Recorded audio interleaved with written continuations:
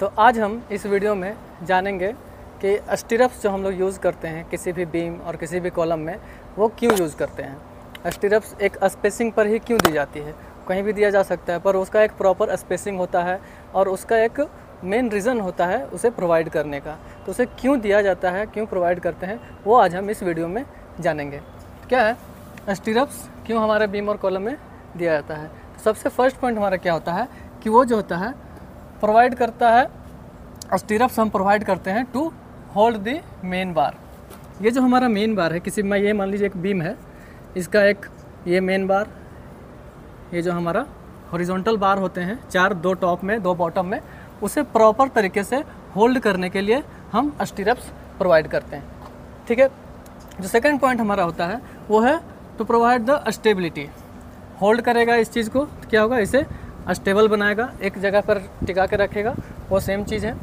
सबसे जो मेन काम होता है हमारा स्टीरप्स को प्रोवाइड करने का, वो होता है to resist the shear force. जो मेन काम क्या है, to resist the shear force. हम लोग इस चीज़ को बहुत ही डीप में आज जानेंगे कि शेयर फोर्स किस तरह से, ये जो स्टीरप्स हम प्रोवाइड करते हैं वो किस तरह से रजिस्ट करता है। इस चीज़ को समझते हैं हम लोग।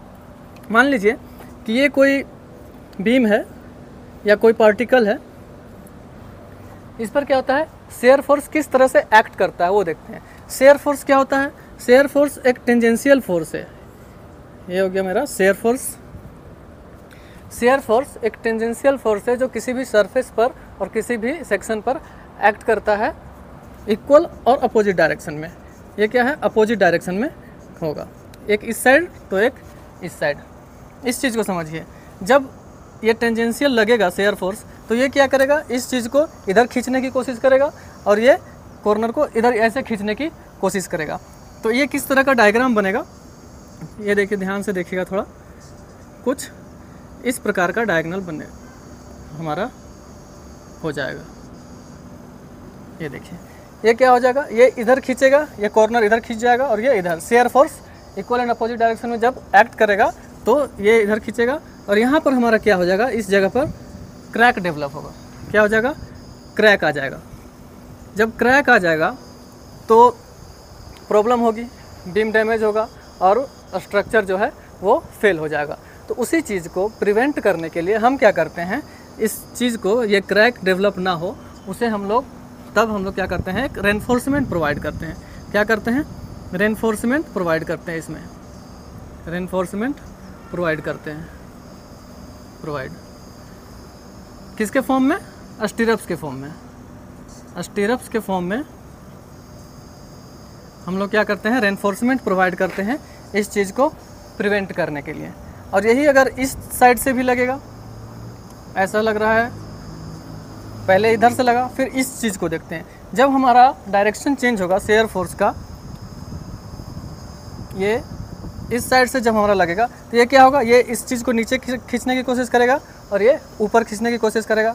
तो यहाँ भी हमारा क्या होगा, ये चेंज हो जाएगा इसका डायगोनल। और ये डायगोनल क्रैक क्यों आया, क्योंकि इसका जब हम लोग के ऊपर, इसके ऊपर शेयर फोर्स लगा, शेयर फोर्स लगने से क्या हो गया, इसका जो डायगोनल का लेंथ हो गया वो कम हो गया। डायगोनल का लेंथ कम होने से यहाँ पर डायगोनल क्रैक, इसे हम लोग डायगोनल क्रैक भी बोल सकते हैं, डायगोनल क्रैक।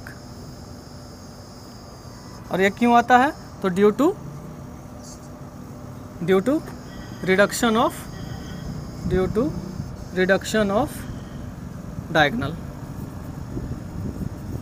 ओके, इस चीज़ को बहुत ही सही तरीके से समझें। अब देखते हैं, ये जो बीम है हमारा, यहाँ पे स्टीरप्स प्रोवाइड किया हुआ है, लेकिन इसका एक जो स्पेसिंग होता है वो फिक्स होता है। जब भी हम किसी भी बीम में या कॉलम में देखते हैं तो स्टीरप्स क्या होता है, 250 या 300, वो अकॉर्डिंग टू ड्राइंग हम लोग उसे स्पेसिंग को यूज़ करते हैं। अब वो स्पेसिंग उतना ही क्यों होता है और उसे हम लोग ज़्यादा और कम करके क्यों नहीं दे सकते हैं, तो इसलिए क्योंकि ये स्पेसिंग हम इसलिए प्रोवाइड करते हैं कि टू प्रिवेंट फ्रॉम बकलिंग। क्या होगा, ये बकल कर जाएगा। To prevent from buckling. अगर हम स्टीरप्स प्रोवाइड नहीं करेंगे तो ये क्या होगा, कुछ इस प्रकार का शेप ले लेगा। और अगर बीम है, ये बीम का शेप कुछ इस प्रकार होगा। कॉलम अगर है हमारा, तो इसका जो शेप होगा वो कुछ इस प्रकार से वो बेंड हो जाएगा, बकलिंग हो जाएगा। इसे हम लोग बकलिंग कहते हैं, बकल होना। तो इसीलिए हम लोग क्या करते हैं, उसे एक सेम डिस्टेंस पर प्रोवाइड करते हैं और पूरी लेंथ में प्रोवाइड करते हैं। पूरी लेंथ को स्पेसिंग के अकॉर्डिंग डिवाइड करके हम लोग स्टीरप्स निकालते हैं और पूरे लेंथ में एक सेम स्पेसिंग को प्रॉपर तरीके से रखकर उसे टाई करते हैं, जिससे हमारा बीम जो है, जो हमारा स्ट्रक्चर है वो सेफ रहे, बकल ना हो और प्रॉपर तरीके से जो उस पर लोड आने वाला है उस चीज़ को क्या करे, बियर कर ले। तो ये हमारा पूरा स्टीरप्स का मैकेनिज़्म है। इस प्रकार से इस पर शेयर फोर्स एक्ट करता है। इस चीज़ को हमेशा याद रखें, जब भी कोई आपसे पूछे कि स्टीरप्स हम क्यों यूज़ करते हैं बीम या कॉलम में, तो मेन हमारा जो रीज़न होगा to resist the shear force, to resist the shear force. और शेयर फोर्स का मैकेनिज़्म क्या है वो आपने यहाँ पे समझा। Thank you for watching this video. और इस तरह के वीडियो को लाइक करें, सब्सक्राइब करें और अपने दोस्तों तक पहुँचाएँ ताकि वो भी इस प्रकार की जानकारी को समझ सकें। Thank you.